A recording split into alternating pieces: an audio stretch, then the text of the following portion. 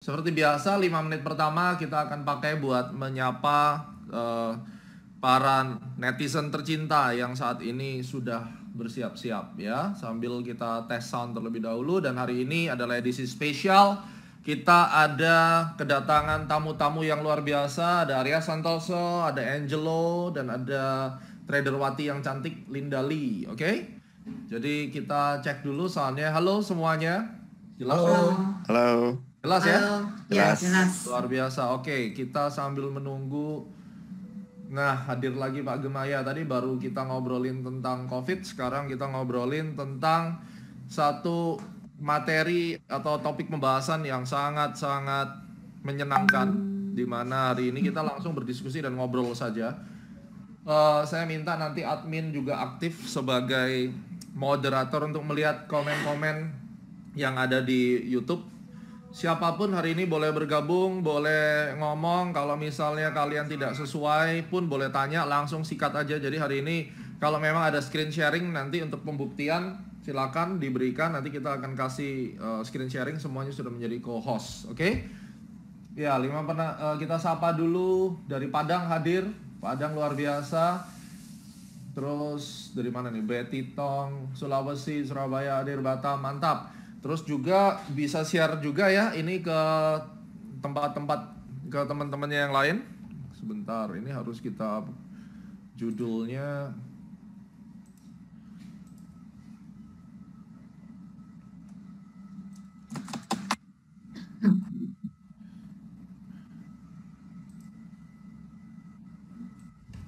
is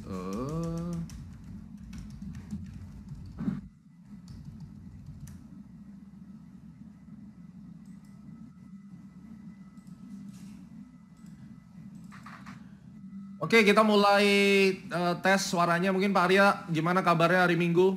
Halo, oke, bagus, no problem. Sehat selalu, seger. Sehat ya? Iya. Bu Linda, aman dari COVID, Pak Angelo? Idem, sama. Aman. Lagi di mana ini? Saya? Oh, Bu Linda. Bu Linda lagi di rumah ya? Iya. Saya lagi di kantor. Luar biasa. Kantor virtual ya.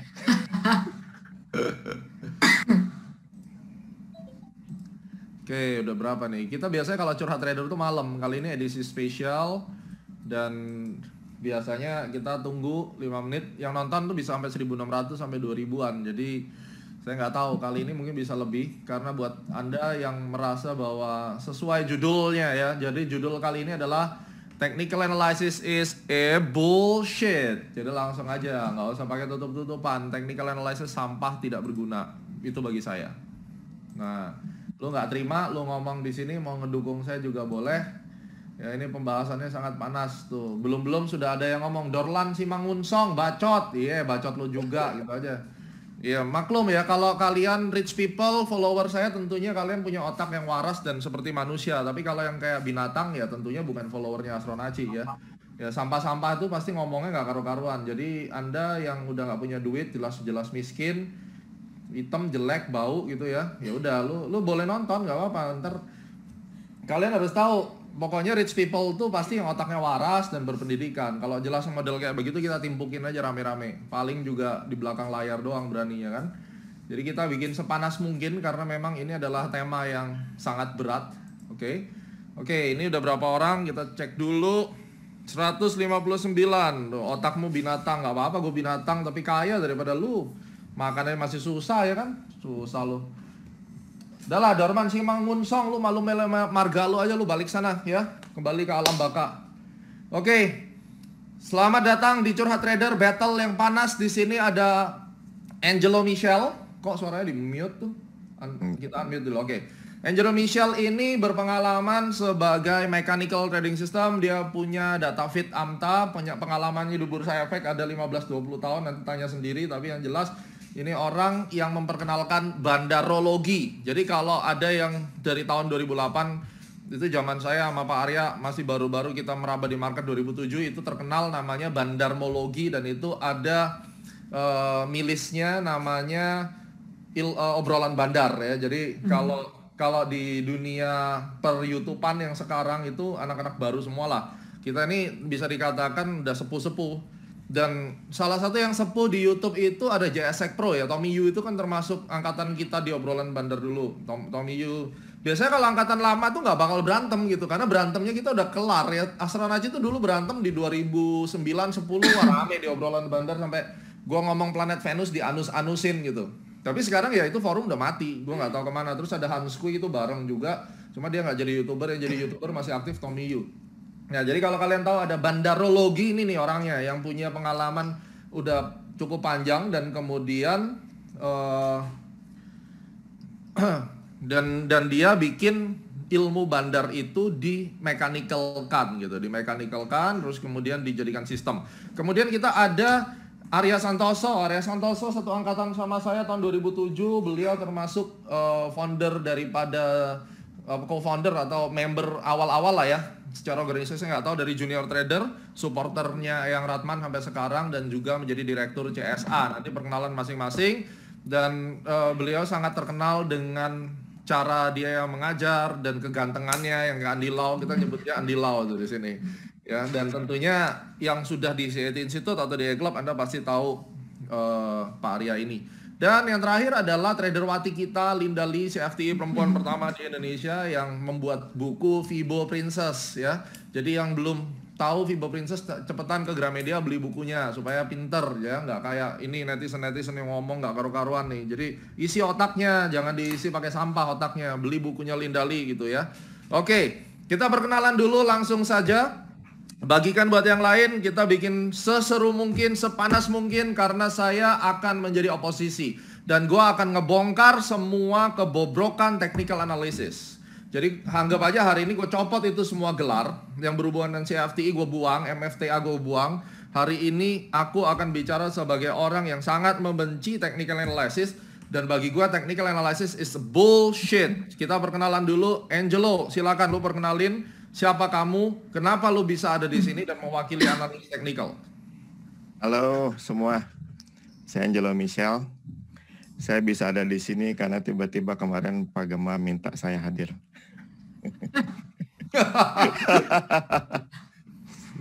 Dan ternyata saya hadir di sini untuk dihajar katanya.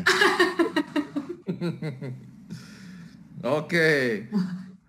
Jadi Anda spesialisasinya apa nih? Spesialisasinya? Kalau di technical analysis saya di volume analysis, jadi market volume analysis.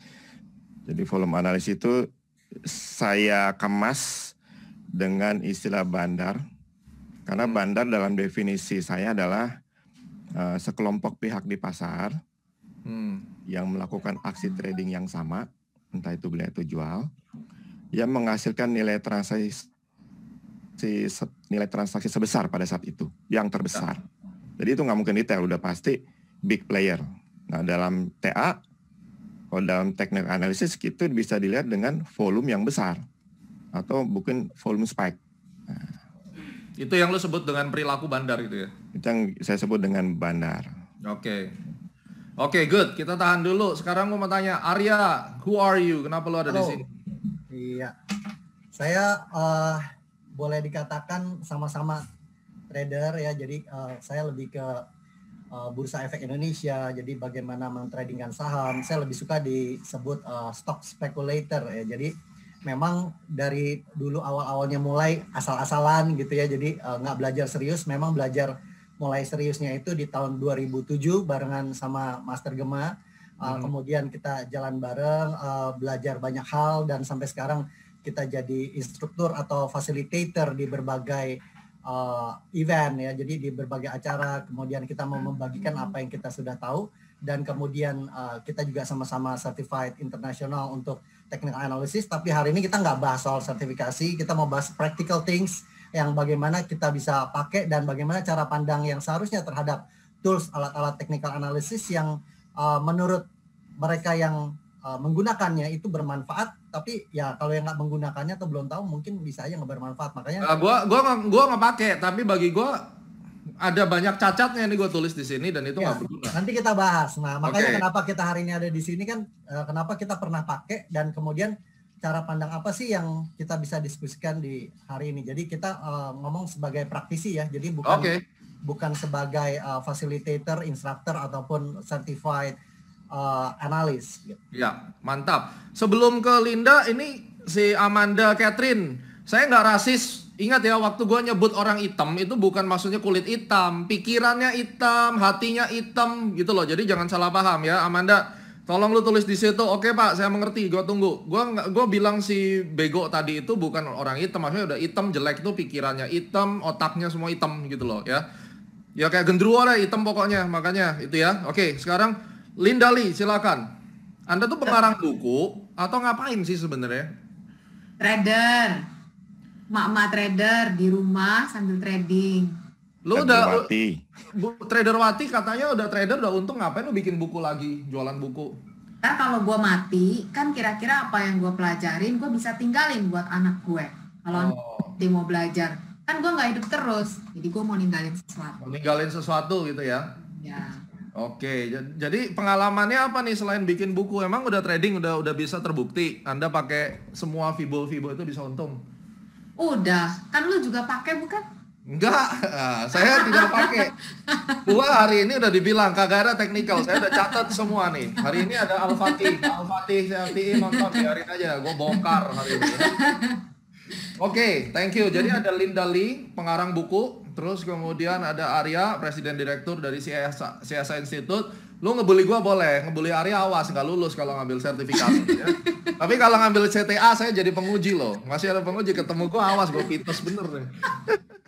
Oke, sekarang kita akan bahas nih, langsung kita akan ngobrol. Jadi menurut gue technical analysis itu ini dark side ya. Kita tahu bahwa setiap teknik itu nggak ada yang sempurna karena nggak ada yang bisa tahu masa depan. Berarti sebenarnya dari semua metode yang ada itu udah pasti ada yang lemah. Nah, mau fundamental kek, mau bandarmologi, bandarologi, technical analysis, kuantitatif, ya kan sekarang udah mulai ada yang quant segala macam, terus tape reading dan seterusnya, pasti ada kelemahan.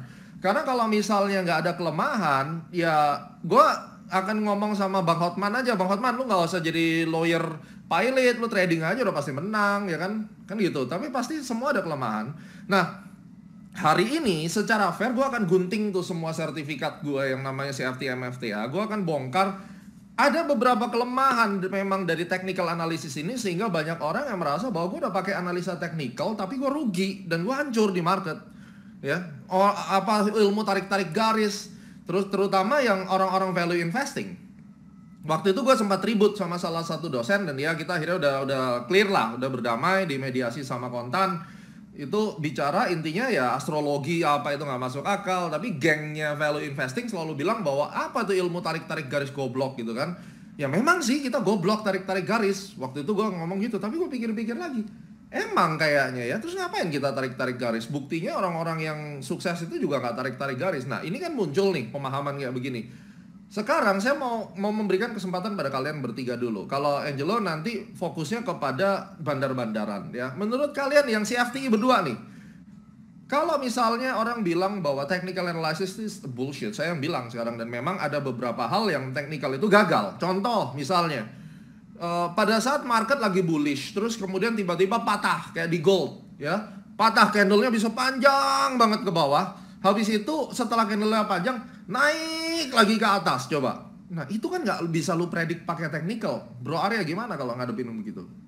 Ya predik atau nggak predik itu sebenarnya suatu hal yang berbeda ya. Jadi memang itu salah satu usaha ataupun satu upaya dari para pelaku di pasar. Jadi di market itu ada banyak cara untuk bisa memperkirakan apa sih yang terjadi selanjutnya. Gitu. Kalau kita tadi bahas mengenai Burton Malkiel ya, kemudian ada juga Eugene Fama mengenai efficient market hypothesis gitu. Itu sebenarnya dibagi lagi 3. Jadi ada yang weak form, semi strong. Biasanya kalau bandarmologi ya, bukan bandarologi. Kalau bandarologi kan nanti Pak Angelo yang lebih jelas. Cuma bandarmologi itu menurut saya masuknya ke semi strong, yang semi strong form, yang efficient market hypothesis. Jadi walaupun memang pada akhirnya dikatakan bahwa nggak bisa memperkirakan karena market itu udah efisien, apalagi kalau di random walk-nya Burton ya, itu kan dikatakan bahwa nggak ada hubungannya sama sekali satu peristiwa dengan peristiwa lain,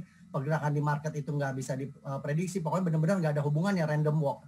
Tapi setelah kita masuk ke efficient market hypothesis, itu yang dengan 3 bagian, ada weak form, kemudian ada semi strong, terus ada strong, yang dikatakan sebenarnya juga nggak membantu technical analysis, dan akhirnya dipakai oleh beberapa pihak yang menyerang technical analysis bahwa itu nggak bisa menolong. Jadi investment advisory itu nggak akan nolong, jadi nggak ada gunanya doing prediction, perkiraan. Itu sebenarnya menurut saya malah mereka yang mendengungkan teori-teori efficient market hypothesis itu malah mendukung ke Dow teori. Landasannya technical analysis kan Dow teori. Kita ada satu tenets ya, salah satu dari basic tenets yang 6 itu salah satunya mengenai price discount everything. Jadi harga itu udah mencerminkan segalanya. Jadi segala sesuatu yang terjadi itu sudah tercermin di harga. Jadi oleh karena ada satu event tertentu, makanya harga bergerak gitu. Problemnya adalah kita bicara mengenai difusi informasi. Informasi itu menyebarnya kan nggak semua orang mendadak langsung tahu semua.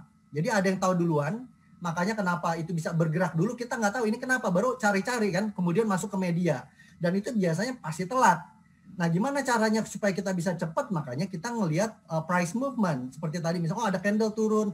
Di technical analysis tidak ada menjamin bahwa ketika dia ada di area trendline support pasti naik, itu nggak ada. Justru itu pemahaman yang salah dari beberapa orang yang belajarnya terlalu superficial ya. Jadi di permukaan dikatakan bahwa di dekat support itu beli dan pasti naik. Nah itu tidak tepat. Makanya kenapa di area-area support itu tetap ada yang namanya risk management. Kenapa kita bisa memperkirakan mungkin aja drop ke bawah level support, mungkin saja keluar dari channel, mungkin saja gitu. Jadi segala sesuatu itu bukan dikatakan technical analysisnya yang salah ketika keluar dari channel gitu. Jadi hati-hati dengan pemahaman yang kurang komplit kemudian menyalahkan toolsnya. Jadi ada alat-alat bahkan di luar technical analysis itu alat-alat yang bagus dan bisa digunakan, tapi karena yang menggunakannya kurang paham dengan baik, kemudian dikatakan alatnya ini nggak berguna. Jadi kayak misalnya di dapur, nggak untuk motong itu pakai pisau misalnya, tapi kalau nggak pakai pisau pun bisa dipotekin aja atau pakai yang lain. Kita potong daging pakai piring juga bisa, mungkin nggak pakai pisau, tapi kan bukan berarti pisau nggak berguna.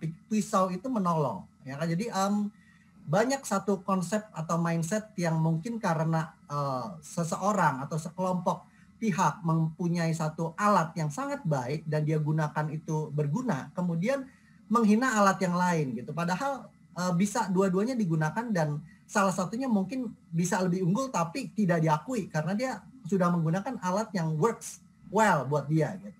Jadi sementara dari saya segitu dulu.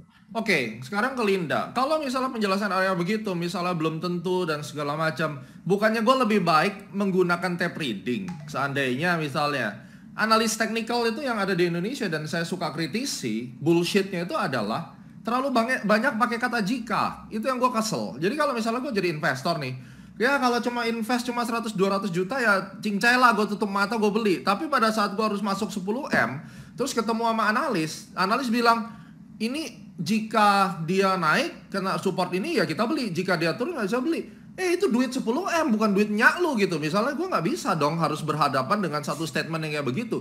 Lebih baik gue ngikutin orang-orang yang misalnya di saham nih, ya mending gue ngikutin gerakan bandar dong yang udah jelas-jelas. Misalnya dia pakai bid offer atau dia pakai money flow, foreign masuk, asing jual. Itu lebih pasti menurut gue. Sebenarnya dari sisi sini, pada saat saya trading saham, gue juga ngeliat sih, gue ngintip gitu. Ibaratnya ya bid offer tetap aku lihat, misalnya, oke, ini kena di support. Terus aku intip, ini foreignnya lebih banyak beli, net buy atau net sell nggak? Tuh zaman tahun 2008 kan kita rame di obrolan bandar. Nah kalau gitu sebenarnya technical analysis ya bener-bener bullshit dong. Kalau memang lu sekarang udah tahu arahnya tren ada support, lu masih ngintip-ngintip yang namanya foreign flow. Padahal ketika itu lu ngomong bahwa price action discount everything, kenapa lu masih ngeliat lagi yang namanya tape reading? Berarti kan itu sudah bertabrakan dengan prinsip lu sendiri gitu. Kalau menurut gua, jadi kita harus, cara melihatnya gini, harus nerima dulu bahwa segala sesuatu itu nggak ada yang kita bisa tahu pasti. Bahkan kalau misalnya besok, apakah lu masih bisa yakin dengan pasti lu bakalan hidup, nggak kena corona, ya nggak mati gitu. Nggak ada yang tahu pasti. Tapi kita bisa menjaga-jaga. Contohnya bisa pakai masker supaya nggak mati, supaya nggak kena corona. Nggak ada yang tahu pasti. kalau misalnya baca bid offer, duit lu nggak bakalan hilang. Nggak ada yang tahu pasti juga. Nah, kalau pakai technical analysis, menurut pengalaman gua, ya, technical ya itu untuk analisa, tapi lu harus tetap backup dengan yang namanya strategi, dengan yang namanya trading plan. Lu gua yakin sih besok gua masih hidup, tapi gua tetap pakai masker gitu. Gua yakin dengan technical analysis besok arahnya bakalan naik. Tapi kalau misalnya sampai turun, gue tahu gue harus bisa jaga modal gue sampai di mana supaya nggak habis gitu. Jadi intinya ya menurut gue nggak cuman pakai, tapi lu harus bisa juga siapin strategi, lu juga harus bisa juga manage duit lu gitu sih menurut gue. Nah sekarang gimana kalau lu ngeliat tadi kita bicara bahwa tetap lo ngintip gitu loh, ngintip yang namanya perilakunya si bandar apa, ketika prinsip dasarnya sendiri price action discount everything. Nah ini aku mau tanyain pada Bro Angelo yang jelas dia membuat sistematika tentang bandarologi, dan Lindali sekali lagi saya tanya, bagaimana Anda menanggapi price action discount everything? Ya udah price action aja kan, lu ngeliat candle aja, definisi price action adalah candle formation, ngapain lu mesti ngintip-ngintip lagi asing jual beli? Seandainya, itu perlu nggak menurut lu? Gua sih enggak ya. Kalau gua pribadi, gua nggak ngintipin asing mau beli mau jual. Emang lo yakin yang asing benar-benar asing? Kan bisa aja orang Indonesia pakai plat asing. Emang bisa begitu? Iya. Ya. Caranya gimana? Lo emang nggak punya uang di luar negeri, terus pakai bank luar negeri, pakai sekuritas luar negeri? Kan pakai nama, pakai paspor luar negeri maksud lo, gitu? Iya, tapi kan sekuritasnya kan asing-asingnya itu apakah ada definisi pastinya? Jadi karena dengan berdasarkan itu gue nggak mau pusing, gue langsung liatin yang price actionnya aja gitu. Tapi kita nggak bisa menutup kemungkinan kan, orang yang tidak mengerti technical atau yang sama sekali tidak percaya technical, dia hanya menggunakan money foreign flow dan seterusnya ya, orang keluar masuk, itu bisa untung tanpa dia pakai technical dong. Ya bisa aja. Terus kenapa orang harus belajar technical? Kan masing-masing orang, seperti tadi Pak Arya bilang, masing-masing orang kan punya style-nya sendiri-sendiri, mana yang works buat dia gitu. Kalau misalnya kayak yang technical analysis, dia mempelajari dengan baik-baik, dengan sampai katam, dia tahu harus bagaimana ketika satu keadaan bagaimana. Ya mungkin yang pakai net buy atau sell asing itu juga mungkin punya teknik sendiri yang gua nggak tahu sih tekniknya apa. Jadi tapi lu nggak pakai dan kamu nggak merasa perlu bahwa gua harus ngeliatin money flow dan seterusnya? Enggak, tapi gue lihat volume ya. Volume, oke. Nah volume sendiri kan kotor nih. Volume tuh sekarang kalau ngeliat chart ya, lu nggak bisa ngomong volume karena volume ada tender offer, ada yang di pasar nego, itu kegabung semua, which is itu sebenarnya bukan di pasar regular. Nah menurut Angelo bagaimana tuh? Anda sebagai orang yang mensistematika ngambil data dari bursa sampai dijadikan trading system, mechanical, lu ngelihat tentang perlu nggak orang itu ngelihat money flow? Kalau saya tadi bilang, ya sebenarnya orang tanpa technical cuma ngeliat money flow aja ya bisa, money flow, foreign flow dan seterusnya, dan itu benar gitu ibaratnya ya. Ya orang punya style, memang saya setuju orang punya style. Dalam hal ini dikatakan kalau seandainya seorang trader itu masih perlu melihat tape reading, money flow dan seterusnya, berarti itu sebenarnya bisa diterima bahwa technical analysis is bullshit. What do you think? Siapa nih? Saya? Ya. Oh, lu yang belum ngomong dari tadi, bro. Oh ya, sebelumnya teman-teman kita mesti hati-hati nih. Gemma tadi menggunakan istilah prediksi. Kita bukan prediksi loh, kita forecast. Bedanya apa, bro? Forecast ramalan cuaca. Prediksi mah feeling-feelingan. Kalau forecast tuh pakai data. Coba di Google. Oh, jadi bedanya prediksi sama forecast itu, kalau forecast pakai data ya. Kalau prediksi kayak main togel gitu ya, keluarnya nomor berapa ya? Ya, kayak gitu-gitu. Oke, lanjut bro. Tadi pertanyaannya apa? Pertanyaannya adalah, kalau seandainya lu masih ngebutuhin ngelihat bandarologi, seperti yang Anda bikin trading sistemnya, ngapain lu bikin trading system bro? Untuk ngurusin foreign flow, lihat segala macam. Kalau memang price action discount everything, berarti kan technical itu bullshit gitu loh bro. Pertama, saya nggak menggunakan data transaksi asing karena masukin ke teknikalnya itu saya nggak tahu caranya gimana. Oke. Kedua, saya nggak pakai data volume nego Karena nggak ada lelang di situ. Yang lelang itu hanya di papan reguler. Jadi di papan reguler itu yang kita pakai karena itulah yang mencerminkan market yang sebenarnya. Di TA itu kalau pakai volume yang ada papan negonya itu TA-nya sudah tercemar istilahnya. Terus pakai data yang valid, yang bisa benar-benar kita gunakan untuk technical analysis. Itu satu mengenai volume. Kedua, kalau ada corporate action, kan seperti split, right issue, itu kan jomplang ke atas ke bawah harganya. Itu harus di-adjust sesuai dengan rasionya. Kalau nggak ketahuan nilai saham yang sebenarnya itu apa. Harga saham di pasar itu belum tentu mencerminkan nilai saham itu kalau terjadi corporate action. Jadi pertama harus volume yang papan reguler, kedua harus data yang full adjusted berdasarkan corporate action, baru kita bisa gunakan itu untuk technical analysis. Itu kalau pakai data ya, kita bicara data ya. Sekarang yang lu lakuin dengan bandarologi itu sebenarnya apa? Kalau memang Anda adalah aliran teknikal, ngapain lu sentuh-sentuh bandarologi? Bandarologi ini hanya istilah, nama keren aja supaya menarik. Tapi sebetulnya itu adalah volume analysis. Boleh ceritain nggak konsepnya gimana? Jadi kalau kita, namanya bandar kan berarti peserta pasar yang dananya besar ya. Nah kalau di grafik, dana besar itu transaksinya bisa dilihat dari mana? Pasti bukan dari harga, tapi dari volume. Jadi kita akan mencari volume yang terbesar, disitulah yang sedang transaksi, tidak mungkin retail, tetapi big player dalam arti sekelompok pihak di pasar yang punya pikiran yang sama untuk melakukan aksi yang sama. Itulah big player yang dalam sisi versi TA ya, bukan dalam melihat kode broker, bukan dalam melihat transaksi asing, bukan. Jadi konsepnya, tapi sekelompok pihak, you lihat dari perilaku mereka yang you cocokin dengan chart juga gitu. Jadi tanpa peduli dia broker mana segala macam gitu maksudnya. Ya, yang lihat hanya volume dan harga untuk melihat yang sedang terjadi di volume yang besar itu dominasi dari demand atau dominasi dari supply. Kan sebenarnya pasar modal itu naik turunnya harga supply dan demand juga. Nah, saya suka kasih istilah volume yang besar kalau di situ yang dominannya adalah demand, maka saya sebut itu sebagai demand power-nya, gambaran dari demand power pada saat itu. Kalau supply yang dominannya, saya sebut itu sebagai selling pressure untuk lebih mempermudah aja sih. Nah, yang Anda lakukan dengan metode AMTA bandarologi itu apa sebenarnya? Untuk itu ngedetek aja ada volume gede atau volume keluar masuk ke market gitu? Ya, dan melihat yang ada di volume gede itu demand power atau selling pressure. Kalau demand power berarti harga pasti 90% atau boleh dikatakan 95% pasti ke atas secara umum ya.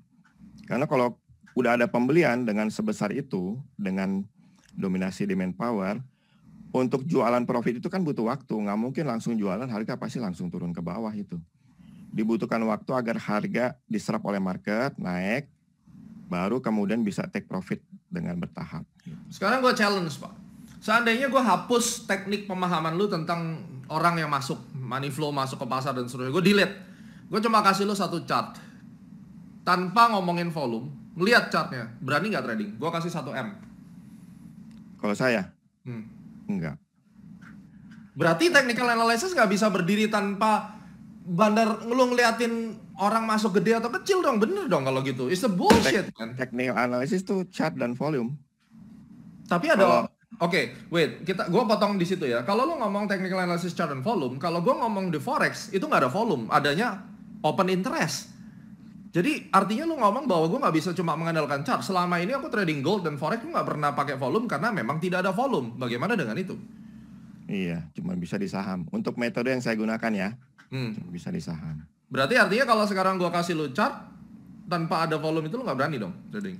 Nggak lebih confident dibandingkan dengan ada volume. Berarti bener dong kalau misalnya ada yang bilang bahwa technical analysis itu nggak guna dan terbukti bahwa hari ini lu juga tidak berani cuma ngandalin chart, cuma lebih baik gue ngandalin ngelihat volume besar masuk atau keluar, bener nggak? Hanya volume saja juga nggak bisa. Saya butuh lihat grafik harganya juga. Keduanya gitu? Keduanya, betul. Data, saya butuh dua data itu, chart, price and volume. Artinya dua hal ini nggak bisa dipisahkan gitu maksudnya? Betul. Oke. Bro Arya, kalau kita ngomong tentang Angelo bilang dua ini tidak bisa dipisahkan. bandar activity dan kemudian technical analysis. Anda seorang CFTE, apakah Anda setuju kalau misalnya itu setuju, berani nggak sekarang saya bukakan account di Singapura, saya kasih secara fundamental tuh ada beberapa saham, saya kemarin lagi bikin Asia Market Outlook, saya akan publish minggu depan.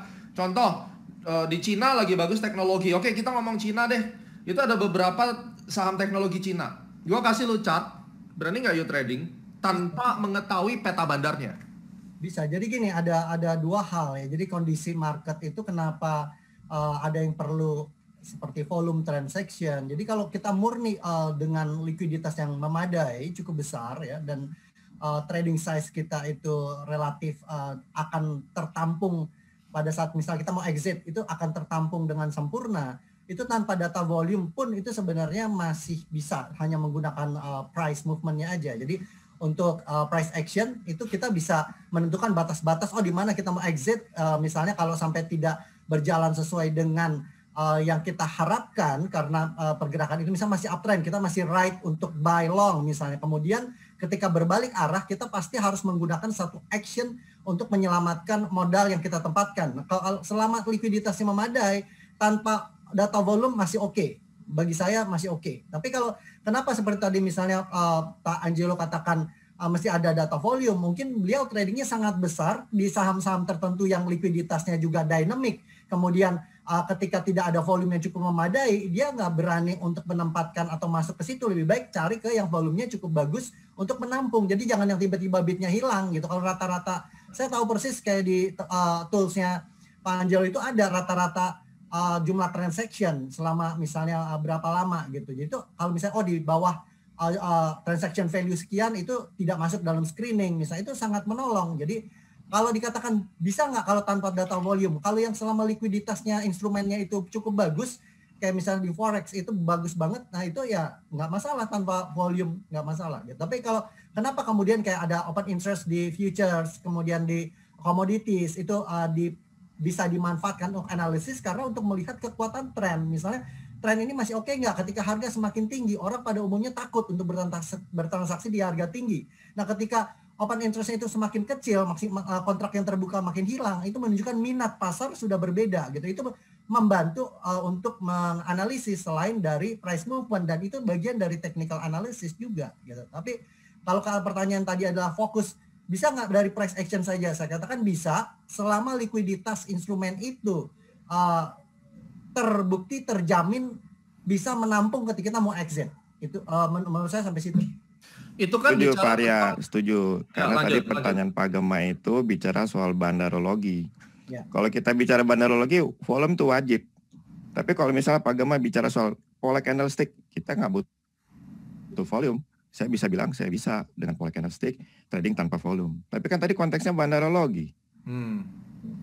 Ya memang sih gue harus apa ya, menjadi orang yang sangat kritikal. Artinya saya tidak mau Anda dua kaki bro. Kalau misalnya lu ngatain bahwa technical itu bisa dipakai tanpa ngurusin bandar, ya udah jangan sentuh bandar, kan gitu. Tapi ketika misalnya tadi gue challenge, lu nggak boleh pegang dua-duanya, ya. Gue hapus salah satu.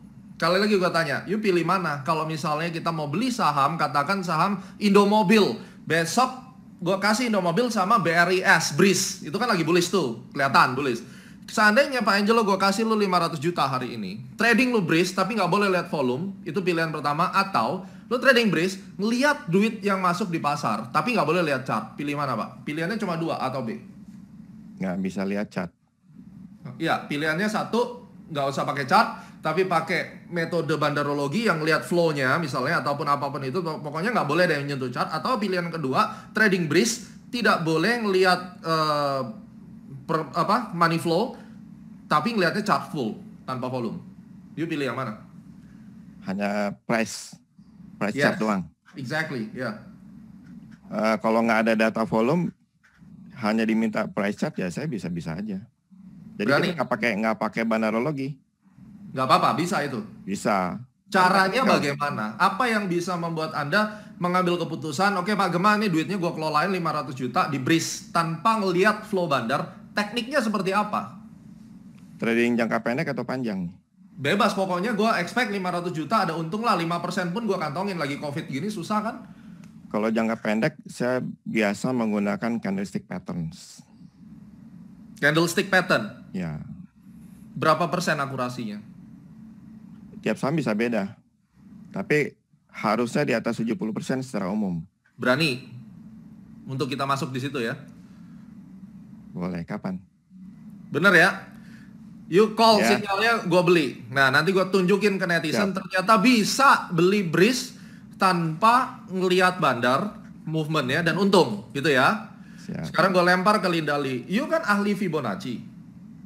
Fibonacci fungsinya buat apa lagi gitu loh. Terus kalaupun Fibonacci itu ada, itu kan levelnya banyak banget, 38, 50, 61, you kan tebak-tebakan. Kalau misalnya kita ngelihat bener-bener foreign flow masuknya berapa lot di harga berapa, itu kan sebenarnya lebih kuat daripada lo ngeliatin Fibonacci. Kalau dalam kasus yang sama seperti BRIS tadi, Anda hanya perlu ngeliatin itu saja atau ya udah gue nggak peduli volume, gue ngeliatin Fibonacci-nya aja. Gue liatin Fibonacci-nya.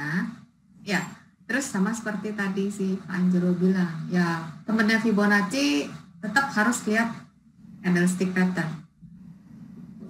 Tetap harus ngeliat. Tetap harus lihat candlestick pattern. Harganya itu ada di mana. Jadi level-level Fibonacci itu kan seperti tadi dibilang ada beberapa. Nah, nanti dilihat ya candlestick pattern di situnya gimana, dan kalau gua sendiri pakai ya beberapa time frame untuk melihat. Jadi di mana level-level Fibonacci yang paling kuat. Oke. Kalau kayak begitu Anda tetap bersikeras bahwa you berani dengan menggunakan Fibonacci, candlestick pattern dan all technical analysis tanpa melihat money flow yang ada di market. Betul? Iya. Betul ya? Oke.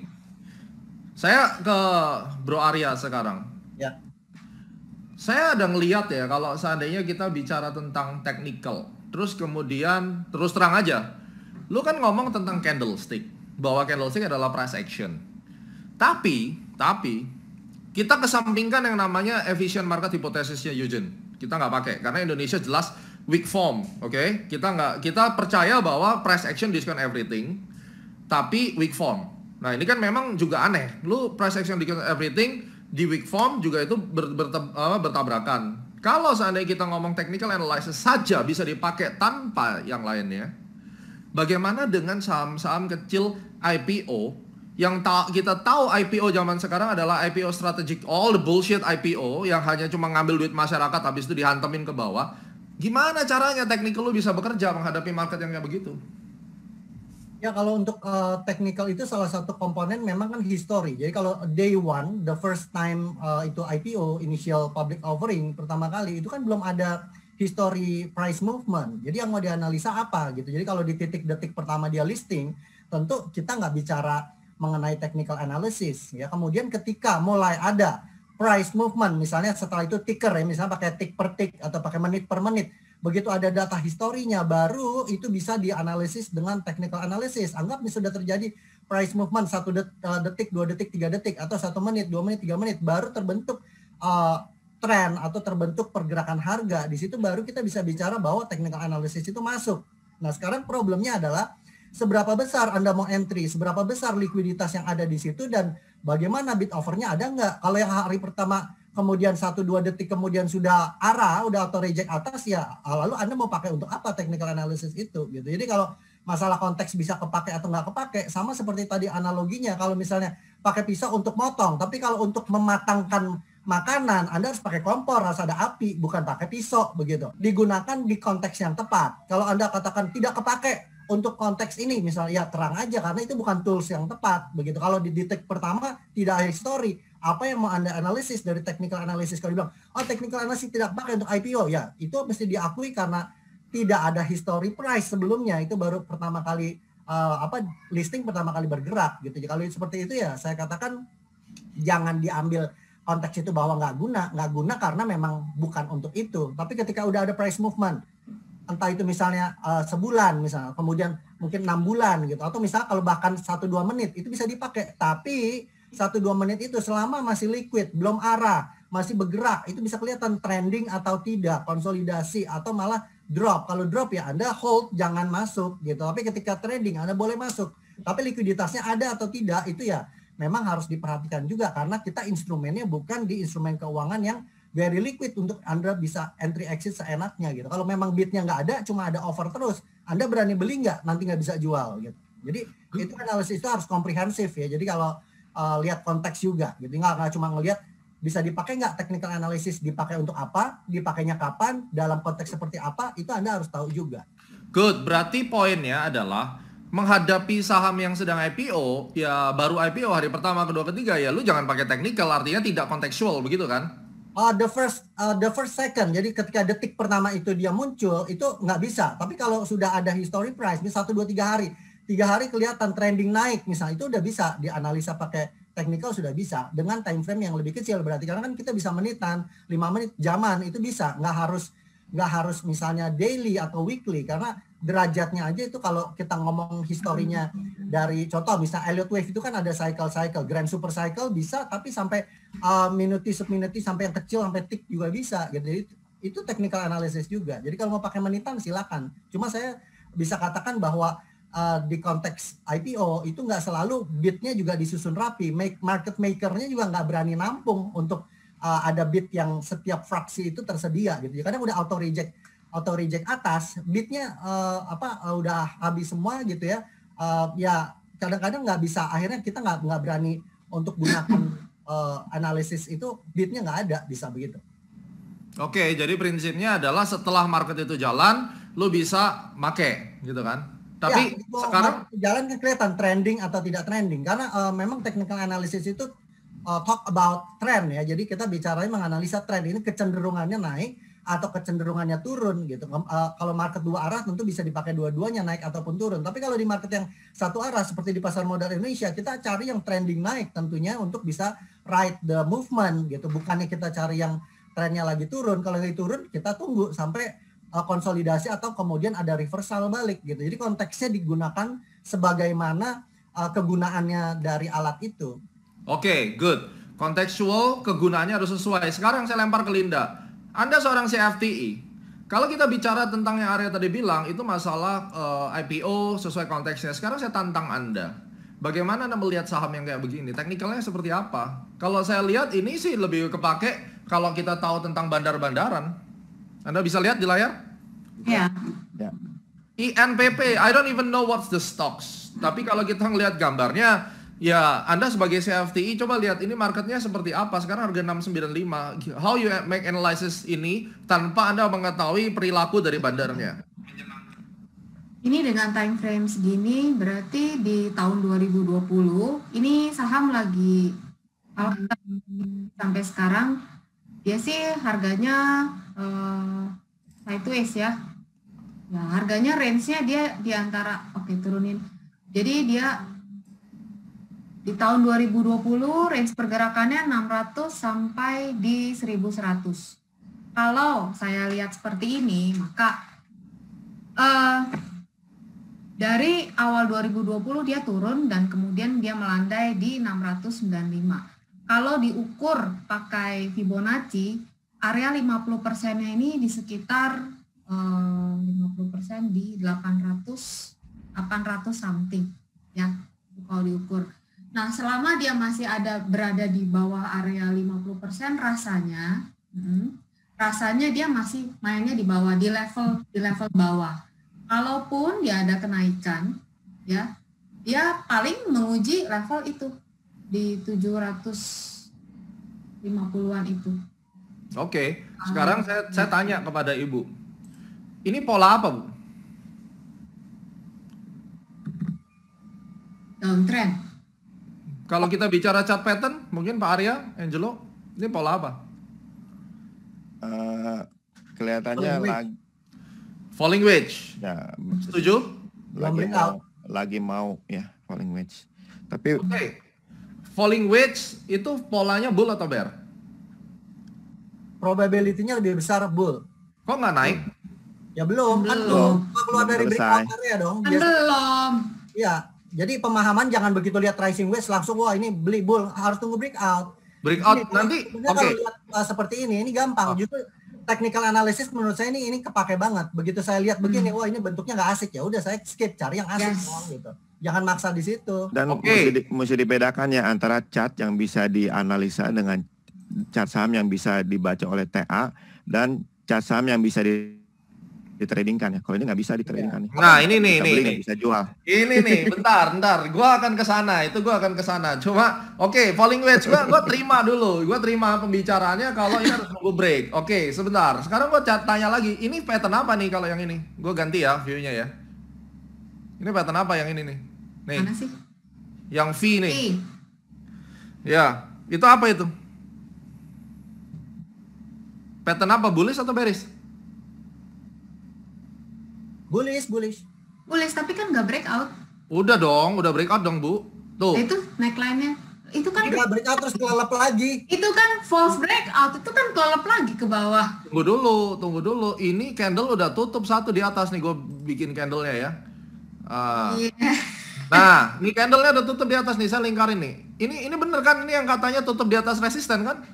Ya, tapi kan kalau ya udah Arya yang jawab deh. Ayo, anyone, gua challenge ini tarik kalau gimana? Garisnya tuh. Kan kalau trenan bisa subjektif kan, kita bilang aja itu salah tarik garisnya.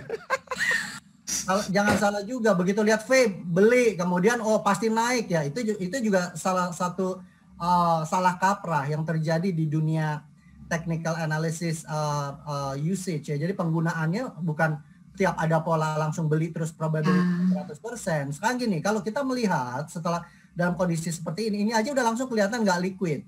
Ya, begitu nggak liquid itu untuk kita menentukan kita mau nggak menempatkan diri di dalam resiko itu gitu. Jadi ya contoh gini, begitu seperti ini, saya biasa langsung buka monthly chart. Coba dibuka monthly chartnya deh.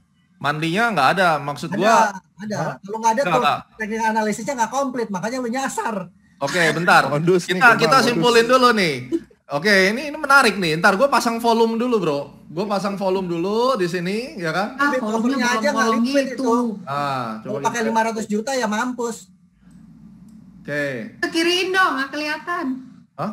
Enggak dong. Ini maksudnya gini. Chartnya gue potong nih. Ini ceritanya chartnya belum terjadi, ya kan? Belum terjadi. Lalu ada V-shape. Terus breakout. Candle-nya nih yang katanya Marubozu lah, apalah itulah. Nama candle gue nggak tahu. Tutup di atas resisten, gue beli dong. Bener dong, gue beli. Nah, gue beli dah nih. Terserah lah. Tapi besoknya kenapa dibantai begini? Katanya teknikal mau naik. Kan kalau misalnya gue ngeliatin tentang bandarnya, kan bisa lebih lihat gue pakai bandarnya daripada gue pakai teknikal. Ngapain bikin gue kejedot ini nggak bisa keluar? Kalau bandar kan aman. Uang jajan anak SD aja bisa jadi bandar buat saham ini nih. Nah, terus? Jadi kalau karena kagak ada lotnya. Kalau pertanyaannya adalah begini. Satu tools itu dipakai untuk kita menghitung 100% probability atau dipakai tools itu untuk menentukan kita mau entry atau tidak. Jadi kalau saya penggunaannya konteksnya bukan setiap ada V-shape saya beli, bukan begitu. Kalau saya penggunaannya gini, saya bisa baca itu V-shape tapi nggak akan masuk di situ karena begitu lihat, wah ini out-outan kayak gini, menunjukkan bahwa ini adalah karakter crowd yang ada di situ, atau ya kalau nggak ada orangnya ya boleh dikatakan di situ memang dengan terlihat bahwa probability pola-polanya itu tidak besar gitu. Kayak misalnya ada banyak wick atau tail, ada fake breakout gitu. Tapi kalau ngomong tren, begitu masuk ke monthly itu kelihatan memang trennya lagi naik gitu. Bullish kan? Nah sekarang lo minta monthly, gue kasih monthly. Bullish gue boleh beli nggak nih? Ayo. Kalau bilang boleh apa enggak ya boleh-boleh aja, duit lo. Masa nggak boleh? Lihat tapi bisa untung nggak? Ini ada yang nonton 1.100 orang loh, gimana? Iya, kalau 1.100 orang, honestly, gue nggak akan rekomen. Kenapa? Karena begini, kalau ngomong 1.100 orang, sekarang offernya aja cuma 94 lot. Kita baginya gimana? Itu di 695, itu ada 94 lot. 1.000 orang, masing-masing beli satu lot aja harus ada 1.000 lot. Nah kalau begitu dilihat ini tidak cukup likuiditasnya, silakan lu aja yang beli, gue beli yang lain gitu. Oke. Ini menarik nih. Jadi tadi gue juga dengar tentang Angelo bilang ada chart yang nggak bisa dianalisa. Itu maksudnya gimana? Bukannya semua katanya bisa dianalisa. Kok sekarang muncul terminologi ada chart yang tidak bisa dianalisa? Ini analis TA ada nggak ada ini. Gimana? Yang tidak bisa ditradingkan sahamnya. Nah, Dianalisa bisa, dibaca bisa secara teknikal. Tapi kalau kita trading di sana belum tentu dapat barang kebeli atau belum tentu dapat barang kejual gitu. Oh, oke. Jadi harus ngeliat-ngeliat juga berarti kan? Ya, volume. Kalau sekarang pakai bandarmologi atau bandarologi, model trading saham kayak tadi bisa nggak?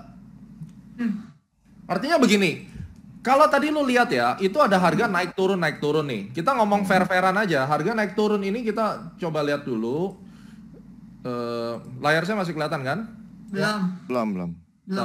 Oke, ini ya kita coba kita ngomong fair percentage. Oke, kita ngomong pakai duit jajan anak SD. Kita pakai duit 100.000 rupiah deh. Ya. Ini waktu dia di harga 23 Januari itu harga 850 ya. Terus kemudian yang pas dia naik ini sampai 1.300, Bro. Ini kalau kita pakai duit jajan anak SD pun dapat duit nih walaupun cuma beli 1 lot. Bisa nggak analisa teknikal ini memprediksi ini? Kalau nggak bisa, bukan memprediksi, ditradingkan, ya kan? Kalau ini seandainya tidak bisa ditradingkan, kalau pakai bandar-bandaran ilmu bandar tadi, bisa nggak nih? Anda kan bandarologi, ya mungkin lebih familiar. Jadi saya sebagai seorang investor, gue mau milih. In fact, market itu menawarkan profit 850 sampai 1.300, Bro. Kalau bicara bandarologi itu dia punya kriteria lagi saham-saham mana yang bagus, yang bisa atau cocok untuk ditradingkan. Ini nggak masuk kriteria. Masuk ini. Nggak masuk. Dari transaction volume per day-nya aja nggak masuk itu kalau di screenernya Amta Bandarologi. Oke. Berarti kita bicara price dan volume kalau di saham itu mesti kita gabungkan. Betul? Lebih baik digabungkan. Berarti kalau gue turunin lagi, price itu technical analysis, kalau kita fokus kepada volume, itu bisa larinya ke bandarologi, kayak ke bandarmologi, kayak betul nggak? Ya, berarti dua ini harus digabung dong, supaya mendapatkan hasil lebih maksimal gitu. Iya, kan lebih lengkap, lebih bagus, lebih banyak senjata, lebih oke. Oke. Kalau kita berantem cuman pakai pisau, lawannya orangnya pakai pistol gimana? Make sense. Oke. Ini kayaknya makin panas sekarang dan ini bener-bener gue nyerang ke poin-poin yang saya juga mengalami problem. Nah sekarang kita pindah sedikit, kita tahu bahwa di Indonesia ini ada orang-orang radikal, tidak hanya di dunia luar, di Indonesia juga banyak radikal ya, radikal value investing, radikal bandarmologi, ya kan? Kita tahu tuh, ada yang radical investing, ada yang value investing, semuanya fundamental banget, pokoknya yang tarik garis goblok semua. Bandarmologi, gitu kan? Lu ngapain lu pakai technical analysis, kagak ada gunanya. Itu emang bener. Dan kita tadi sempat bicara ada memang beberapa hal yang technical analysis tidak bisa mengcover. Setuju dong? Sekarang kalau kita bicara bandar itu suka menggambar chart. Nah, gue pernah jadi market manipulator dan gue gambar itu chart, lindali. Lu menghadapinya gimana? Analisa technical tapi menghadapi emiten yang bandarnya nakal. Dia suka gambar, dia suka curangin. Dan juga ada pemahaman begini, bahwa technical analysis ini itu hanya untuk supaya orang itu mengambil satu kesepakatan aja. Jadi kalau misalnya patternnya sama, ya sama semua orang buy. Dan itu ada make sense-nya. What do you think? Pernyataan itu ya, kalau teknikal bisa digambar. Tapi sebagai trader, gimana cara mengantisipasinya? Rasanya harus jangan greedy ya. Kayak tadi chart yang sebelumnya Pak Gema gambarin, apakah bisa kita trading pakai uang anak SD? Kan market memberikan dari 800, dia kan naik tuh sampai 1000. Sebenarnya kalau kita mengukur menggunakan Fibonacci dan nggak greedy, itu ketangkep. Bisa kok besok langsung aja jual di situ dan buka pakai time frame yang lebih kecil. Intinya ya mungkin ada yang bandar-bandar menggambar teknikal. Pak Gema sendiri kan pernah menggambar seperti itu. Gimana caranya supaya kita nggak kena ke seret sampai ke bawah merah begitu banyak? Rasanya technical analysis itu justru perlu dikombinasikan dengan trading psikologi dan yaitu fear and greed. Kapan kita bisa mulai fear dan kapan kita mulai greed itu bisa menolong kalau misalnya kita paham dengan kata analisa teknikal. Chart yang sebelumnya itu dengan mudah kita lihat itu ada di area resisten yang namanya mau breakout, ya kan kalau misalnya gegabah mau bandar misalnya mau men-trap gitu supaya trader makan muntahan dia besok mau jualan. Yang nggak tahu misalnya beli pas breakout, padahal kita sama-sama tahu ada prinsip 3% kan di melihat breakout itu valid atau enggak gitu. Nah, kalau mau selamat ya pakai TA, terus udah tahu nih sahamnya nggak liquid, ya udah pakai uang anak SD itu besok kita ukur pakai Fibonacci di area-area resisten itu. Ya udah jangan greedy, keluar aja. Oke, jadi jangan sampai lu nggak tahu targetnya mau kemana. Karena kalau misalnya sudah mencapai targetnya dan lu nggak keluar, giliran banner yang kebanting karena dia juga mau keluar sebenarnya, betul ya? Betul. Ya, lu jadi korban kan begitu kan? Iya. Oke, make sense, itu make sense. Jadi buat yang radikal bandarmologi, lo juga harus melihat dong dari sisi yang lain gitu. Ternyata ya Linda menyampaikan poinnya bahwa sebenarnya gue bisa hitung pakai Fibonacci karena Fibonacci ini angka alam, bandar itu juga manusia ya, dan manusia tidak akan keluar dari hukum alam biar lu sehebat apapun tetap. Nah salahnya kalau lu rugi ya lu salah sendiri. Terus kita combine dengan yang Arya tadi bilang bahwa volumenya kagak ada lotnya. Nah ini yang perlu saya tambahkan, memang kenyataannya benar terlepas dari ilmu apapun yang kau punya. Tapi kalau yang namanya harga turun dan lotnya kosong itu turunnya ompong, naik tanpa lot juga naiknya ompong, sehingga ini tidak bisa dikatakan sebagai transaksi yang bersih. Seperti yang tadi Pak Angelo bilang, datanya sendiri harus bersih. Kalau volume daripada saham itu digabung sama transaksi pasar nego, itu udah rusak, nggak bisa dipakai. Karena memang dunia marketnya berbeda, ya kan? Oke, I got your point.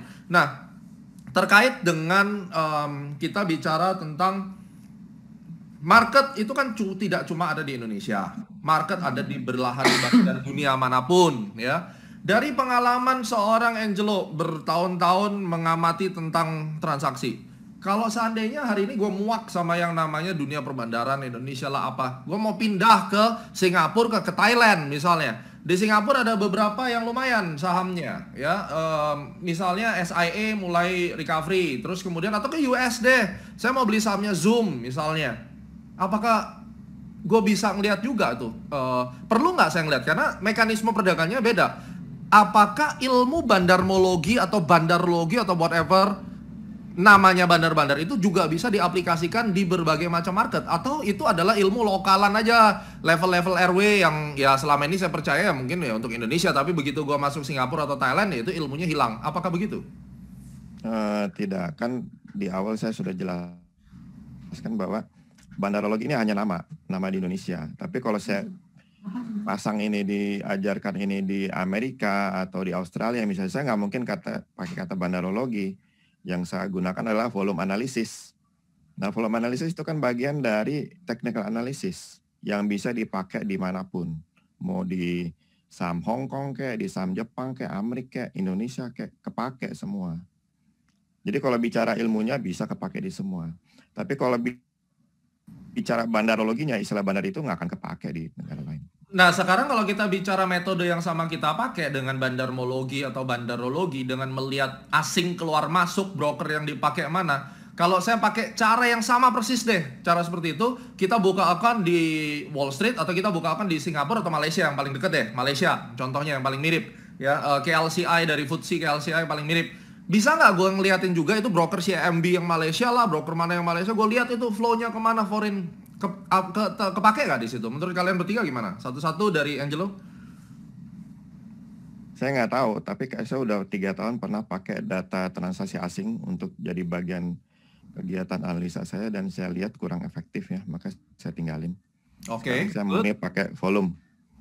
Very straightforward, Arya. Ya, jadi gini, karakter market juga mempengaruhi. Jadi kayak contoh, kita cerita kalau ngomong konteksnya Indonesia ini mirip Korea zaman dulu. Jadi Korea zaman dulu itu dominasi investor asingnya, kita ngomong konteks pasar saham ya, itu investor asingnya lebih dominan transaction di pasar modalnya. Kemudian beralih para investor domestik atau lokalnya menjadi tuan rumah di bursanya sendiri sekarang. Di Korea itu lebih banyak sudah investor domestiknya dibandingkan investor asingnya. Nah, kenapa di Indonesia kemudian keluar suatu popularitas akan membaca pergerakan asing?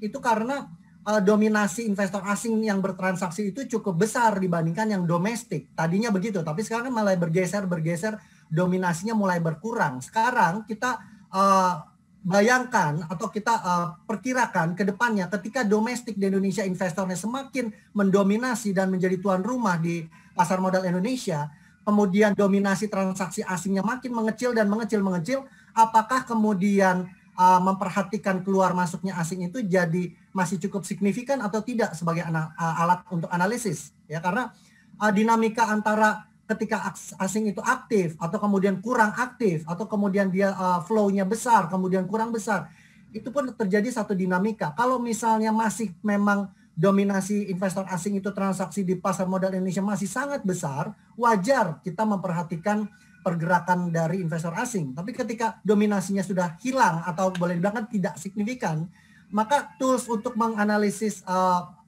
beli dan jualnya asing itu menurut saya jadi tidak relevan begitu. Kemudian ya transaction secara psikologis investor pada umumnya terlepas dia domestik ataupun asing itu yang harus diperhatikan, karena investor keseluruhan baik itu orang lokal, domestik maupun asing itu punya karakter fear and greed psikologi itu common ya. Jadi kayak sesuatu yang lucu bisa diketawain ke berbagai bahasa di seluruh dunia. Sesuatu yang kelihatannya menarik, price movement yang agresif itu bisa kelihatan menarik bagi semua orang apapun bahasanya, asing maupun lokal gitu. Jadi mungkin bisa dijadikan pertimbangan ketika masih dominasi asing itu masih cukup besar. Tapi ketika sudah tidak, maka itu tidak jadi tools yang universal lagi untuk dipakai. Jadi saya rasa nggak usah terlalu mendewakan satu tools ya. Kalau mau dipakai boleh ketika konteksnya masih cocok.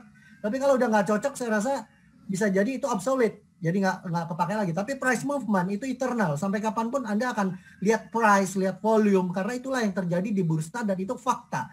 Terlepas dari itu real transaction atau itu fake. Jadi kayak tadi misalnya dibuat, digambar misalnya. Waktu digambar atau dibuat atau kelihatan kecil itunya likuiditasnya kayak yang tadi contoh yang Pak Gema sudah sampaikan. Begitu lihat kita langsung lihat ini nggak cocok untuk kita doing transaction di situ. Jadi sebagai tools analisis TA begitu kita lihat grafiknya langsung kelihatan. Makanya dari pilihan 700 saham kenapa mesti pilih satu yang nyusahin kita gitu. Kita pilih yang gampang aja, yang lagi trending, likuiditasnya cukup, yang volume transactionnya everyday itu aktif, ya itu yang kita pilih gitu. Itu pakai apa ngelihatnya? Ya pakai technical analysis. Oke, good. Linda, menurut Anda setuju nggak kalau saya bilang, kalau dari tadi kita bicara bahwa itu adalah volume analysis lah sebenarnya, artinya kalau kita lihat dari bukunya Technical Analysis Explained, Martin Pring juga bilang bahwa Technical Analysis Brand salah satunya adalah market sentiment. Anda setuju nggak kalau saya sekarang tanya bahwa ternyata bandarmologi itu adalah bagian daripada Technical Analysis? Are you agree in that? Kalau bandarmologi rasanya nggak pernah, rasanya nggak pernah menemukan kata-kata itu di buku. Enggak, maksud gini, konsep daripada bandarmologi melihat aktivitas foreign flow dan seterusnya, itu kan bandarmologi kan label doang sebenarnya yang cuma laku di Indonesia lah. Lu ke Singapura ya nggak mungkin ada begituan. Tapi kan konsep aktivitas para pengikut daripada bandarmologi ini kan sebenarnya menurut Anda, apakah Anda setuju kalau saya bilang bahwa mereka itu sebenarnya cabang daripada keilmuan analisa teknikal yang memprediksi behavior daripada perilaku pasar sebenarnya? Memprediksi behaviornya setuju, tapi ya sampai di situnya saya setuju, memprediksi behavior. Bagaimana dengan memprediksi money flow, money out, foreign flow? Itu kan ada di bukunya Martin Pring, dia bilang itu market sentiment. Apakah itu bukan termasuk volume analysis? Volume analysis, Angelo, gimana? Kalau volume analysis tanyanya ke sono dong. Ya, but anyway, 3 dari Anda harus tahu dong semuanya ya. Jadi ya ini to make everything attractive lah. Sekarang ini buat rich people di rumah, kita nggak ada janjian. Jadi tadi tuh ditanyain, lu mau nanya apa? Gue bilang sorry, gue nggak bisa kasih tahu. Ini bener-bener reality show dan gue tonjokin satu-satu, gue nggak peduli ya. Gitu loh. Jadi supaya kalian lihat bahwa kami di Asosiasi Analis Teknikal pun tidak semuanya expert di satu bidang. Lu tanya gue tentang bandar, gue juga nggak tahu. Tapi kita bersatu ini supaya kita bisa ngambil satu keputusan. Kalau marketnya rese kayak kemarin, ya kita tanya di grup, menurut lu gimana kan gitu.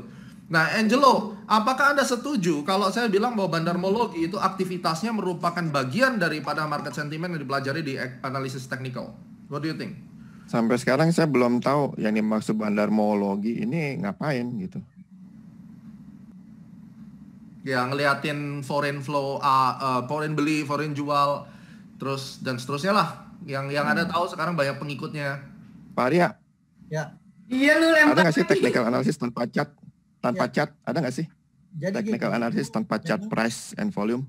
Pakai price and volume bisa. Jadi kayak contoh tadi, kayak kita ngelihat V-shape gitu ya. Kalau di degree yang lebih tinggi, yang V-shape tadi di atas, itu sebenarnya kan jadi hanging man sebenarnya kalau kita balik ke candlestick. Ya, jadi sang hanging man di atas itu artinya apa? Itu ada potensi juga mungkin pelemahan sementara, kemudian tutupnya di atas. Misalnya. Itu pemahaman-pemahaman seperti itu kita kemudian memvisualkan secara mental, rehearsal. Jadi kita nggak menggambar secara grafik visual yang muncul. Tapi ketika pemahaman kita cukup baik, kemudian kita menerjemahkan di dalam bayangan pikiran kita juga, kita langsung melihat pola-pola, bentuk-bentuk, terus ini tren atau tidak trending. Kayak misalnya catatan harga dan catatan volume, walaupun tidak tampil visual chartnya, tapi kita tahu nih, dari hari ke hari, harga high-nya dan harga low-nya selalu makin tinggi. Kita langsung tahu, oh ini lagi uptrend gitu ya. Nah, sekarang kita tadi balik dulu ke pertanyaan mengenai market sentiment ya. Market sentiment itu kemudian footprint-nya ada di mana jejaknya, terlihat atau tidak. Kalau beritanya itu balik murni ke seperti efficient market hypothesis, Anda itu penyebaran informasi itu merata nggak merata. Kalau misalnya kita bilang yang weak form, itu kan nggak akan nolong. Udah dianggap teknik analisis itu nggak akan nolong. Kemudian kalau kita bilang semi strong form, itu bagi yang tersedia untuk publik, itu baru bisa menolong. Yang tidak tersedia untuk publik itu nggak bisa dimanfaatkan gitu. Kemudian kalau yang strong form, ya itu semuanya udah boleh dikatakan beda lagi ceritanya. Jadi kalau bandarmologi itu saya perkirakan lebih masuk ke semi strong form ya, efficient market hypothesis. Tapi kalau kita bilang market sentiment gimana di technical analysis? Market sentiment itu terlihat footprints-nya itu di technical analysis. Jadi ketika Anda melihat misalnya ada inflow. Inflow-nya itu dari mana? Trade transaction. Jadi misalnya asing mulai masuk lagi nih ke misalnya bonds, itu terlihat dari volume transaction-nya naik. Terus excess-nya nanti liquidity masuk ke equity atau stock misalnya. Kelihatannya dari mana? Kelihatan ada volume yang semakin meningkat gitu. Oh, di saham-saham tertentu kemudian transaction-nya jadi lebih besar. Misalnya itu terlihat footprints-nya. Di mana? Di technical analysis. Tapi kalau dia mengatakan, oh Anda nggak usah perlu technical analysis, Anda pun lihat transaction-nya kelihatan kok tambah besar, kelihatan kok harganya naik. Ya kalau misalnya Anda tidak lihat grafik pun, Anda membayangkan grafiknya itu ada di dalam kepala Anda, ya itu technical analysis juga gitu. Jadi ada price, ada volume, itu technical analysis terlepas digambar atau nggak digambar. Seperti itu. Applause. Poinnya adalah kalau saya simpulkan dari tadi, berarti sebenarnya kalau lu ngomongin foreign flow, kemudian foreign beli jual, ya lu ngomongin volume, setuju nggak sih? Ya kalau ada transaksinya ada volume gitu. Ya, berarti kalau itu ada footprints itu kelihatan gitu. Betul. Artinya kan para pengikut daripada bandarmologi dari tahun 2008, sekarang kan kebetulan bandarmologi itu dibawakan sama si creative trader sama si Arga. Arga tuh temen-temennya Dandy juga sebenarnya. Jadi ya kalau netizen itu mengadu domba antara kita sama Arga, ya netizen yang goblok. Sebenarnya ya kita semua ya tau lah, Arga ya Arga gitu. Jadi maksud gue begini, kalau Arga melakukan bandarmologi yang sekarang, kita compare dengan bandarmologi yang tahun 2008 bro. Yang zaman waktu itu Arga belum ada kan. Dia kan baru muncul kurang lebih tahun 2012 ya kalau nggak salah. Dia bareng sama Dandy kan waktu itu kan. Dan di Tra itu guys, itu CFTI terbaik nilainya dari Indonesia. Yang gue lihat ada perbedaan. Kalau misalnya dari zamannya kita di obrolan bandar dulu ngomongin tentang bandar itu bener-bener insider trading, ingat ya zaman dulu? Yang mana yang mau digoreng ya kan? Terus infonya bagaimana? Terus siapa sekuritasnya? Kalau yang sekarang kan lebih ke teknis tuh ngebaca flow. Kalau gue lihat sih sebenarnya apa yang dilakukan sama pengikutnya creative trader, ya menurut gue sih it works gitu untuk beberapa kasus ya. Tanpa melihat chart ya, gue juga nggak perlu lihat chart. Aku cuma ngeliat flow-nya dia, gue ngekor aja, it works. Tapi untuk beberapa kasus lagi, tanpa lo ngeliat chart ya benyok juga di market. Dan kita juga analis technical, kalau kita ngeliat apa yang dilakukan sama Arga itu sebenarnya adalah bagian daripada volume analysis juga kan sebenarnya kan. Artinya pribadi seorang Gema, saya melihat bahwa ini kayaknya Arga sebenarnya juga bicara tentang analisa teknikal, dan kita orang teknikal sebenarnya juga ngomong tentang bandar. Artinya ini kalau misalnya kita sinkronkan, kita perdalam volume analysis dari angle-nya creative trader, lalu follower-followernya dari bandarmologinya dia itu mendapatkan edukasi yang dalam seperti yang tadi Pak Arya bilang kontekstual, dan kemudian jangan cuma di permukaan yang seperti Bu Linda bilang, tentunya mereka akan punya profit jauh lebih besar dari sekarang. Would you agree on that? Yes. Ya, jadi pemahaman yang mendalam tentu membuat kita lebih memahami secara komprehensif ya, menyeluruh. Kemudian kita tahu yang lebih baik. Jadi dengan kondisi yang lebih baik, tentu kita bisa strateginya juga lebih baik. Ketika strategi lebih baik, tentu hasilnya juga mestinya lebih baik. Begitu. Ya. Itu yang cara berpikir secara struktural yang saya bisa sampaikan. Oke. Nah, saya akan share sebagai penutup ya, karena saya aktif di semua market dan saya tidak bicara tentang satu market saja. Saya trading di forex, itu jelas forex dan gold itu nggak mungkin saya bisa cari bandarnya kemana karena over the counter market. Nah, ini yang kalian harus tahu bahwa ada dua jenis market. Yang pertama adalah direct market access, yang kedua adalah over the counter. Yang Anda lakukan di Bursa Efek adalah direct market access. Anda trading di situ, misalnya kami berempat rebutan saham deh misalnya. Itu bisa jadi Linda nggak dapat, Angelo dapat, saya dapat, Arya nggak dapat.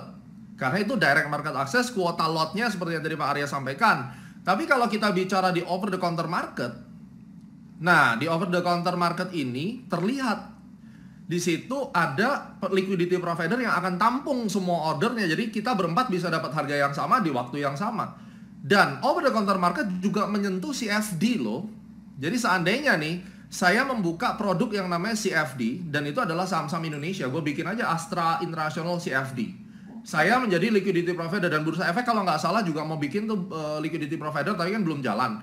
Nah, seandainya itu ada liquidity provider dan semua order ditampung oleh satu provider, di situ saya bisa katakan buat para follower daripada bandarmologi tahun 2007 maupun follower daripada bandarmologi yang terbaru yang versinya CTS, Anda harus tahu bahwa apabila Anda trading di market over the counter tanpa yang namanya technical analysis akan sulit sekali untuk melihat harga mau kemana karena marketnya bukan DMA.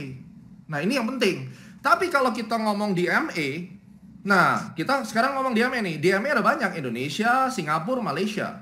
Pertanyaannya adalah kalau misalnya saya kemarin diwawancara di CNA, kita disuruh persiapkan untuk menganalisa. CNA nanya, kenapa saham HSBC sama Stanchart di Hong Kong hancur? Itu kan terkait masalah Vincent kemarin itu. Dia nanya ke kita, cuma kemarin nggak ditanyain. Waduh, gue berantakan tuh, gue siap-siap, aku baca fundamentalnya, aku baca chartnya. Tapi saya juga mau cari perilaku bandarnya di Hong Kong nih gimana. Gue nggak bisa dapat datanya. Jadi the only way untuk saya bisa mengakses informasi itu adalah dengan price action analysis. That's the only tools that I can have. Tapi ketika saya bisa mengakses sampai ke tape readingnya, kemampuannya si Arga yang bagus sekali di dalam melihat flow asing ini, kalau saya bisa pakai untuk prediksi saham HSBC kenapa dibuang, itu akan menjadi powerful. Jadi di sini saya menghimbau semuanya supaya pada saat Anda mengatakan bahwa TA tidak berguna atau bandarmologi itu sampah, you're wrong gitu loh. Bagi saya Anda bodoh kalau sampai harus memecah sebuah keilmuan yang sebenarnya induknya satu. Dan apabila ini digabungkan, Anda bisa milih, oke, kalau misalnya saya di OTC, saya tidak dapat informasi harga volume, dan pada saat itu saya trading CFD saham Apple atau saham Boeing, which is itu adalah CFD, over the counter market, pakai open interest atau futures misalnya, dan tape reading itu tidak akan berfungsi. Lalu ketika Anda tidak mempelajari analisa teknikal dengan benar dan hanya di permukaan seperti yang Linda tadi bilang, Anda pasti hancur. Gua jamin pasti hancur. Karena apa? Di level saya MFTA saja saya punya catatan nih loh. Technical analysis itu busuknya di sini, dan saya bisa bilang kenapa saya lahirin Astronaci karena itu untuk menutupi holes yang ada di situ. Sama seperti misalnya logiknya nih kuas. Pada saat kita mau membersihkan daerah yang terbuka, gue pakai kuas bisa. Tapi kalau misalnya saya mau membersihkan daerah yang lekukan yang banyak debu, aku harus pakai tools yang lain. Itu yang tadi Pak Arya bilang, harus sesuai dengan tempatnya, fungsionalnya, dan konteksnya. Nah, ini yang mungkin netizen juga belum tahu tentang market di dunia itu kayak gimana, karena mereka hanya terkungkung di Indonesia saja. Tapi ketika mereka sudah coba deh buka kayak Yobi Keihan, kita ada di beberapa negara, gue punya akun di Singapura, di Hong Kong, Anda akan tahu bahwa untuk mendapatkan tape reading itu tidak gampang, dan mereka tidak berkelakuan seperti itu, yang foreign keluar masuk seperti itu. Artinya apa? Tidak boleh mengeneralisasi. Artinya kita tidak bisa bilang bahwa saham itu cukup perlu melihat bandar saja, nggak perlu melihat grafik. Yang orang grafik juga sama, nggak perlu melihat bandar, price action, discount, everything. pada prinsipnya at the end saya menghimbau kita tuh trader, mau pakai cara apa aja yang penting cuan, kan begitu ya. Tapi logiknya yang saya bawa adalah we are trading in DMA. Ketika Anda trading di OTC is another game totally different. Dan one day kalau Indonesia ini nanti dibikin satu single liquidity provider yang akan memprovide saham-saham blue chip, belum tentu bandar itu akan berkelakuan sama.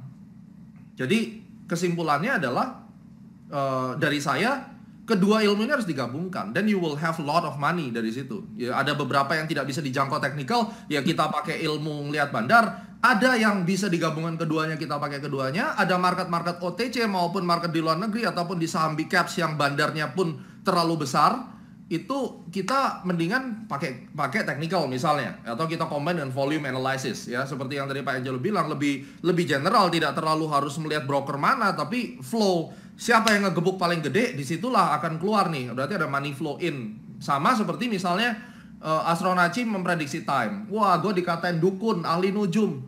Kadang-kadang gue mikir mereka itu goblok atau gimana ya. Udah berkali-kali dari tahun berapa dan it's happen. Ya, lu terus mengatain bahwa itu ahli nujum. Basically adalah I did it gitu. Gue bilang tanggal 24 Maret naik, 11 Maret naik. Ya meleset pasti ada, tapi pada saat kita menggather semua information, saya akan pakai tuh misalnya tanggal 24 Maret dikatakan COVID akan mental nih ISG-nya. Aku juga ngintip-ngintip, bandarnya masuk ya nih ya. Kalau bandarnya masuk, bener dong ya analisa gue nih, kemungkinan tepat bener. Gue teleponin temen-temen, kira-kira ada info nggak, ada orang yang mau masukin duit nggak nih di BUMN? Oh ada dari sekuritas gede nih misalnya. Ya udah confirm kan. So my point, kita gabungin. Dan tidak semua metode itu berhasil 100%, tapi kalau semua metode ini kita gabungkan akan mengisi kekosongan, dan ini akan membuat trader itu akan lebih kaya referensi. That's my point. Angelo, your closing statement? Setuju. Jadi memang kalau kita mau melakukan forecast berdasarkan data, itu pasti akan lebih berbobot daripada sekedar feeling ya, atau ikutin kata orang. Dan bagusnya kalau kita mau pelajari satu ilmu, satu metode harusnya tuntas, jangan setengah-setengah.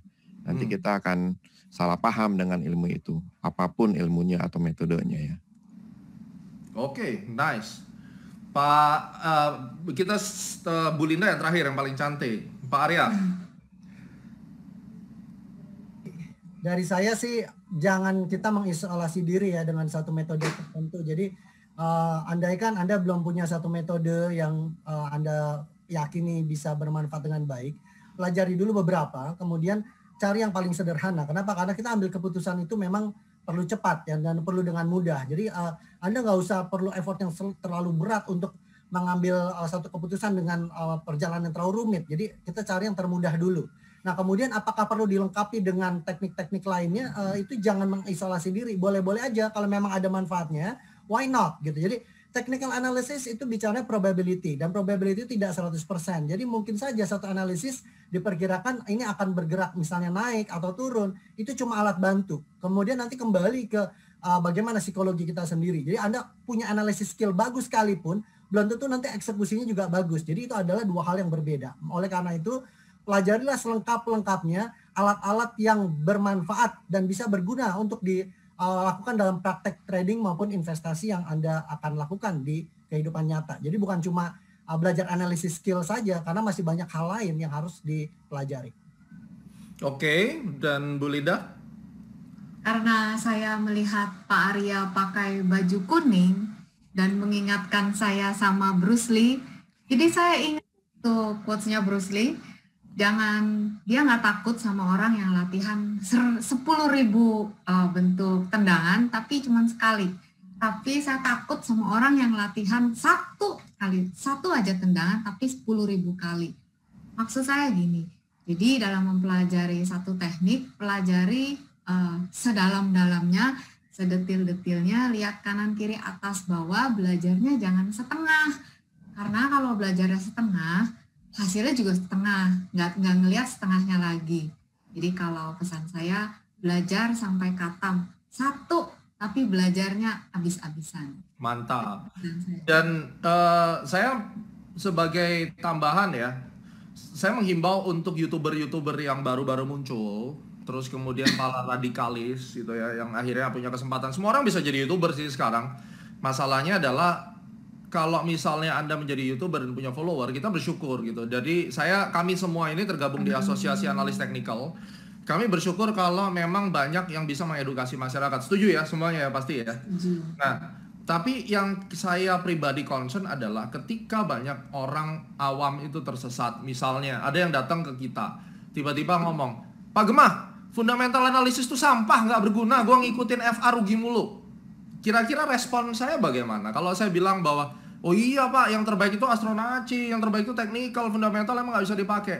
Kira-kira kasihan kan orang yang akhirnya dia udah sesat memahami fundamental, datang ke kita malah gue komporin, akhirnya hilang. Demikian juga orang-orang yang datang ke para pengikut daripada value investing.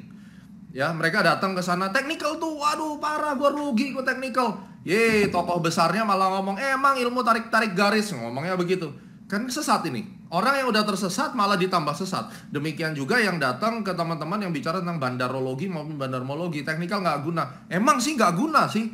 Nah, padahal masing-masing daripada public figure ini tidak mendalami keilmuan yang mereka juga nggak tahu apa yang mereka omongin. Akhirnya mereka malah nyesatin orang. Saya cuma ingetin. Perjalanan saya dari tahun 2007 itu nggak gampang sampai hari ini masih ada yang ngebully itu kayak Bull Eyes ngebully, ngatain ya Ali Nujum segala macam. Apa yang gue punya hari ini itu tidak dibangun dengan 1-2 hari, tentunya harus dengan perspektif yang benar, dengan objektivitas yang benar. Makanya ini kumpul orang 4 ini, kami bersahabat dari tahun-tahun nggak enak, dari zaman belum ada Zoom begini, dan kita saling mengisi. Dan dari situ kelihatan kita makin maju, sedangkan kalian yang selalu ribut, ngata-ngatain. Gue pingin tahu portofolio lu buka, datang ke kantor Astronaci, buka-bukaan deh, gitu kan. Paling ya gue compare aja sama kamera-kamera kita yang buat pakai vlog aja, lu mungkin nggak punya duit ngebeli gitu. Artinya apa? Marilah kita fokus cari duit, jangan sibuk ngebully kiri kanan, terus kemudian cari ribut sama orang. Karena kita berpikir semakin kita punya ilmu, kalau bisa kita combine. Kayak Bruce Lee tadi, karena saya pengikut bela diri, saya belajar Wing Chun, dan saya melihat si Bruce Lee itu gabungin semua ilmu, akhirnya dia bikin Jeet Kune Do gitu kan. Nah, saya rasa itu yang paling bijak, dan marilah kita akhiri drama-drama perseteruan, karena kalau misalnya kita terus melanjutkan, itu akan bikin malu diri kalian sendiri. Kalian mengatakan fundamental jelek, padahal lu nggak ngerti fundamental. Lu ngatain teknikal jelek, lu juga kagak belajar yang bener kan gitu. Orang teknikal jangan juga bilang bandarmologi jelek, padahal bandarmologi bisa dipakai kan gitu. Ya jadi buat semuanya yang pingin belajar technical analysis yang benar, mari bergabung ke Asosiasi Analis Teknikal. Di situ sudah banyak CFTI, supaya jangan sesat, karena tidak kita pungkiri ini kita sedang bicara topiknya saham nih. Nanti di kubu tetangga itu yang forex itu lebih buas juga, itu berantem sendiri masalah teknikal, pakai robot segala macam, karena Astronaci di 2 kaki. Dan nanti yang orang forex nyalain yang saham dan berantem terus. Padahal at the end sebenarnya kita tuh mau cari apa sih? Kita mau cari apa sih? Cari cuan kan, cari duit kan. Udah, kalau cari cuan musuhnya bukan kita-kita, musuhnya market. Ayo kita lawan, kita bantai itu investasi bodong, money game semuanya, ya kan? Kita bersatu, ada wadahnya, Asosiasi Analis Teknikal, ada Astronaci, ada AMTA, ada Bulinda, Vibo Princess. Ini adalah orang-orang yang sudah tersertifikat secara internasional. Saya bicara hari ini, besok bicara ngobrol bareng sama Bollinger atau sama Pring, kalau kita ketemu bahasanya sama, ya kan? Dan akhirnya kita semua bersaudara, dan silakan datang ke ATI, itu murah banget, setahun 500.000 kalau nggak salah registrasinya, dan bisa masuk grup WA, kita diskusi deh. Yang dulunya benci teknikal kita bicara, dan di situ juga ada orang-orang dari CSA ya, yang sudah dari OJK di approve juga, ngomong fundamental, korelasi ya bagaimana, dan itu akan menjadi harmoni yang indah antara pelaku pasar. Saya rasa begitu. Terima kasih banyak Pak Arya, Bu Linda, Pak Angelo. Dan terima kasih Pak Alfati, seluruh keluarga besar Asosiasi Analis Teknikal. Terima kasih juga buat Bro Arga dari Creative Trader.